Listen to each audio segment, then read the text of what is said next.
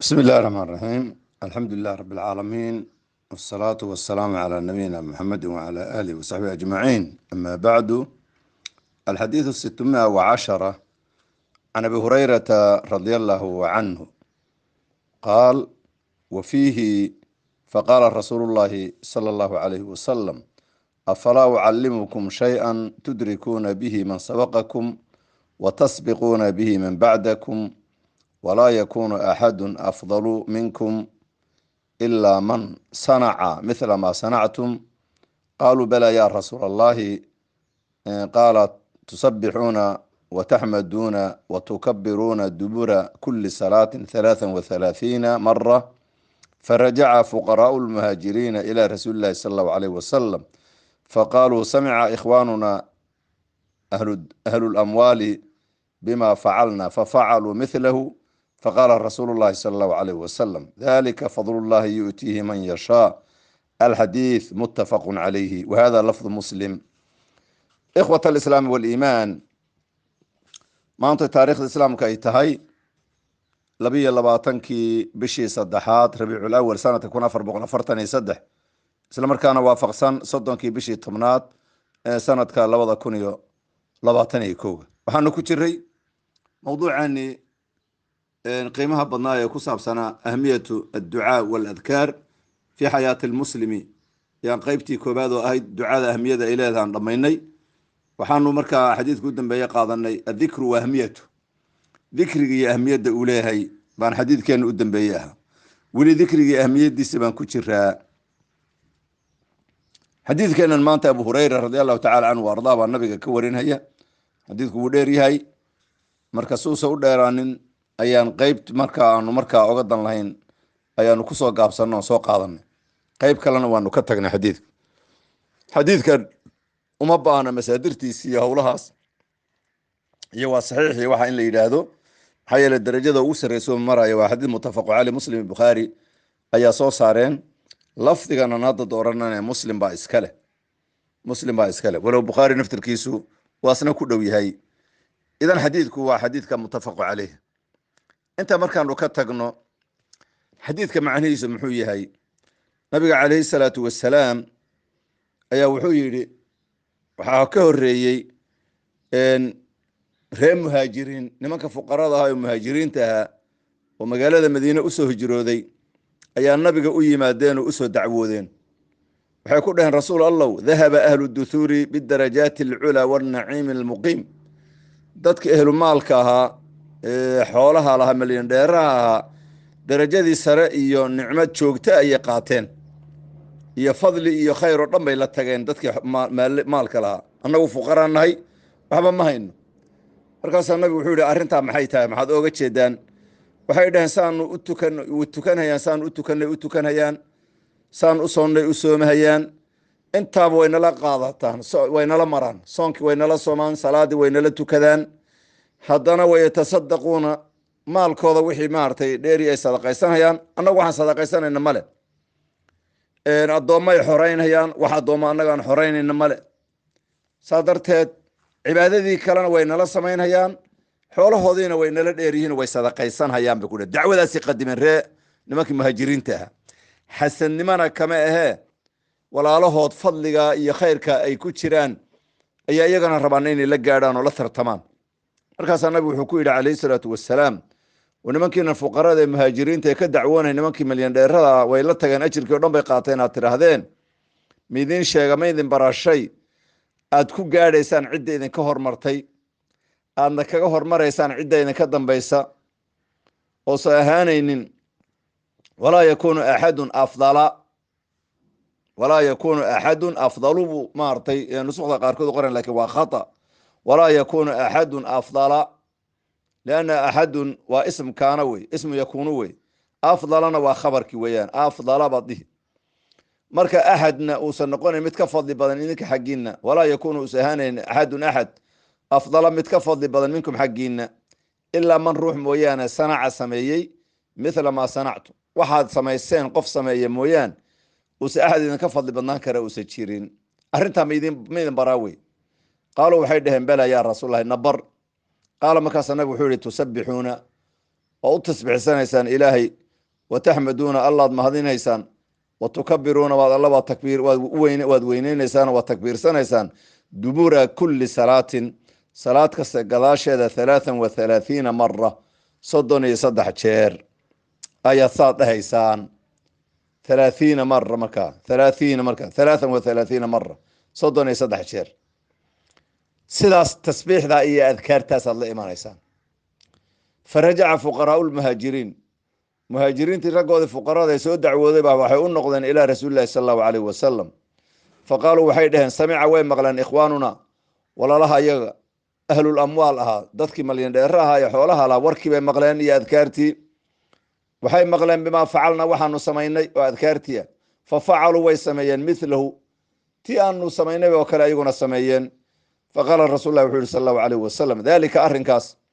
فضل الله وفضل إلهي يديري يؤتيه واسيا من يشاء نكو دونه هذا نمان كود أيوب أهل خير يهين وحكى استلا إيمان هيان وفضل إلهي الضمال يطاع اسقو دري وفضل إلهي وحد قف دوننا إلهي وكو خاصية لا إخوة الإسلام والإيمان حديث كان وحديث عظيمة حلو شاهد كان حديث كان أوكان وحاويان والذكر وأهميته ذكري أهميته له حديث كوركي سوكوبا وحاوية سانو سو شرحنay nimankii fuqarada ahaa ee reer muhaajiriin ayaa maartay waxa tartan galay ayaga iyo nimankii maalqabeenaha waxay ka soo dacwoodeen nimankii fuqarada ahaa waxay dhaheen rasuul Allah nimankii maalqabeenaha ee reer Madiina ahlu duthur waa qofka maalqabeenka ujuurtii oo dhan bay qaateen iyo darajaadkii sarsaro oo dhan bay qaateen maxay yeelay xaqii cibaadadii iyo salaadii iyo wixii soonkii iyo wixii isku mid baan ka wadanahay xoolahoodana waa nala dheeriyiin sadaqadii iyo adoon xoreyntii iyo xisaankii wixii oo dhan bay sameynayaan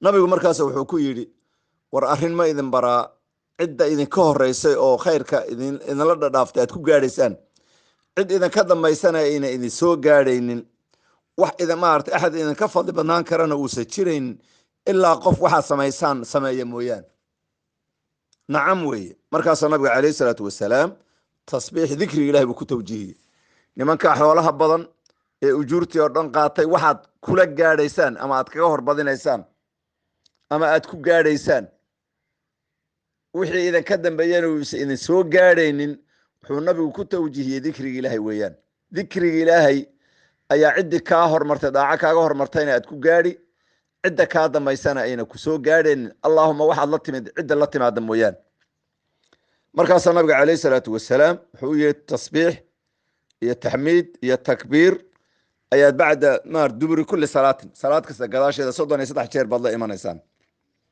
إذا مركز ذكري جاس أهمية أولاهي هي قيمة سكوت سنيسا هي إنه أصلا وكمدي هذا وحيابها الدرجات كور لو قاضي وقف كور مرة وحكروا هالكلام قاضي من العلماء دهن الصدقة إننا أهين مال كلي أو لبها إننا أهين مالك وصدقة ويان ذكر الله وصدقة ويان ما ركتي ذكره مركا أما قولها هذا طاعدي يوحي اللي سمينها يو فعلك وصدقة ويان انتم مركا ويسوق ليس مركا الأمر بالمعروف والنهي عن المنكر صدق ونقونها يا إذن أوجه الخير كأو صدقة ويفر بدين مركا النبي موسى دين سوحة ماشي يهب الموسى دين ذكر الله بكتوجيهي أهمية وذكر إله إله يقيمه سكوت سنيسا حديثكم وحا سؤال كإيمانيسا مركاسا أرنت مركو النبي صلى الله عليه وسلم أي نمانكي مهاجرين توركي بمقلين إني فقراء مارتي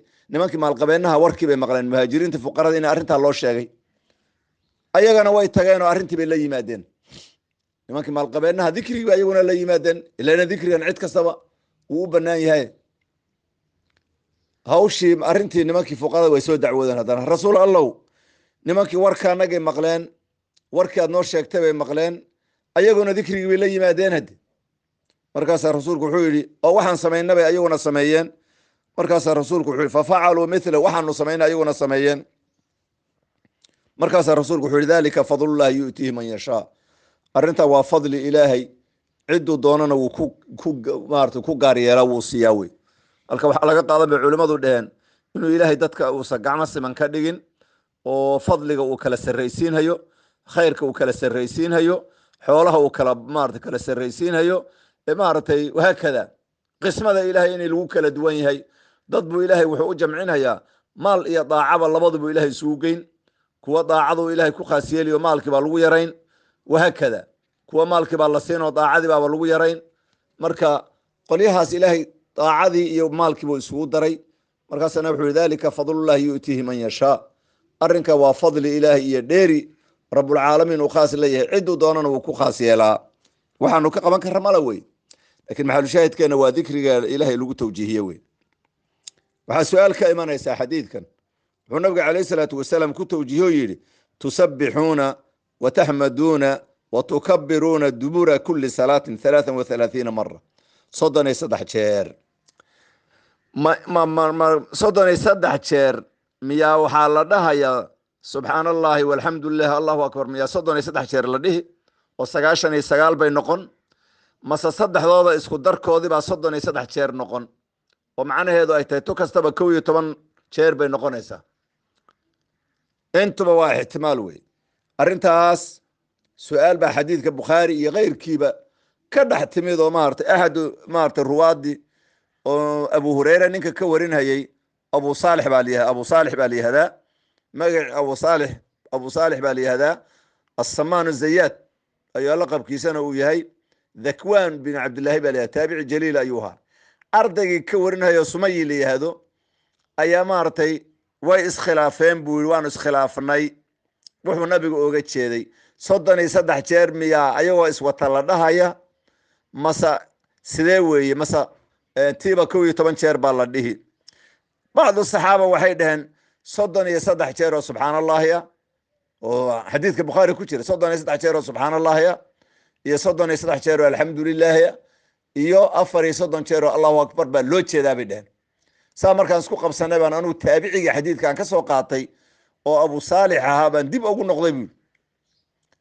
markaanu weydiiyey wuxuu ii sheegay, wuxuu yidhi buu yihi subxaana allahi walxamdu lilahi wallahu akbar saasaad dhahaysa xataa takuuna minhuna kulahuna 33, yani saddexduba ilaa 33 jeer ay ka noqdaan baa saas u raacinaysaa. yani saddexduba israacinaysaa, isku jirkooda 33 jeer laga rabaa, isku jirkooda oo macnaheedu ay tahay tiiba 11 bay noqonaysaa. so wuxuu rabaa 33 jeer inay noqdaan, saasaas u raacinaysaa. subxaan allahi walxamdulilah wallahu akbar baad dhahaysaa isku jirkooda ilaa ay 33 ka noqdaan. idan sidaasuu markaa saxaabiga ugu fasiray. idan qolo kale waxay dhaheen tiiba 33 jeer baa gees loo dhihi, dhammaystirkana maarata laa ilaha illa allah waxdahu laa shariika lah oo axaadiidta kale ay ku fasireen. intuba waa suurtagal wey. waxaa kaloo laga qaadan in la israacin karo oo la dhihi karo subxaana allah walxamdu lilah wallahu akbar, in saa laisu raacin karo ayaa idna laga qaadan hayaa, yaa idna laga qaadan. almuhim ikhwati fillahi, xadiidkan waxaanu ka qaadanayna ahmiyatu dikriga ahmiyadda uu lehay. nimankaa fuqarada ee soo dacwooday ee nabiga usoo dacwoodo dadka ehlu duhuurka ee maalqabeenaha ahaa, ujuurtii iyo ajirkii oo dhan bay qaateen oo xoolahoodii bay sadaqaysteen, cibaadadan way nala samaynhayaan. nimanka kusoo dacwooday nabigu wuxuu ku tawjihiyey dikriga ilaahi, tasbiix iyo taxmiid iyo takbiir buu ku tawjihiyey. waxaa kaloo culimada dhahan dubura kuli salaatin waxaa loo jeedaa salaada markii laga baxo wey, salaada markii laga baxo wey ayaa loo jeedaa. bacd adkaar intaan salaada laga bixin baa lala imanhayaa, laakiin middan waxaa weeyaan salaada markii laga baxo ayaa lala imanhayaa. ilahi subxaana wa tacala waxaan weydiisanaynaa biasmaa alxusna wa sifaati alculaa inuu xaqana tusan uuna irsaaqa xaqa raacitaankiisa. xaqiiqatan dikrigu waa waxyaabaha ugu qiimo badan, laguna gaadhayo ciddii kaa hormartay ayaa lagu gaadhaa, cidda kaa damaysana kuma soo gaari karto ilaa ina waxaad maarata la timid inay la yimaadaan mooyaan. hal mar baa xadiidka lafdigiisa aan ku celinhayaa. alxadiidu 610 can abi hurayrata radi allahu canhu qaal وفيه فقال رسول الله صلى الله عليه وسلم أفلا أعلمكم شيئا تدركون به من سبقكم وتسبقون به من بعدكم ولا يكون أحد أفضل منكم إلا من صنع بمثل ما صنعتم قالوا بلى يا رسول الله قال تسبحون وتحمدون وتكبرون دبر كل صلاة 33 مرة. فرجع فقراء المهاجرين إلى رسول الله صلى الله عليه وسلم فقالوا سمع إخواننا أهل الأموال بما فعلنا ففعلوا مثله، فقال رسول الله صلى الله عليه وسلم: ذلك فضل الله يؤتيه من يشاء. الحديث متفق عليه، وهذا لفظ مسلم. هذا، وصلى الله على نبينا محمد وعلى آله وصحبه أجمعين، والسلام عليكم ورحمة الله وبركاته.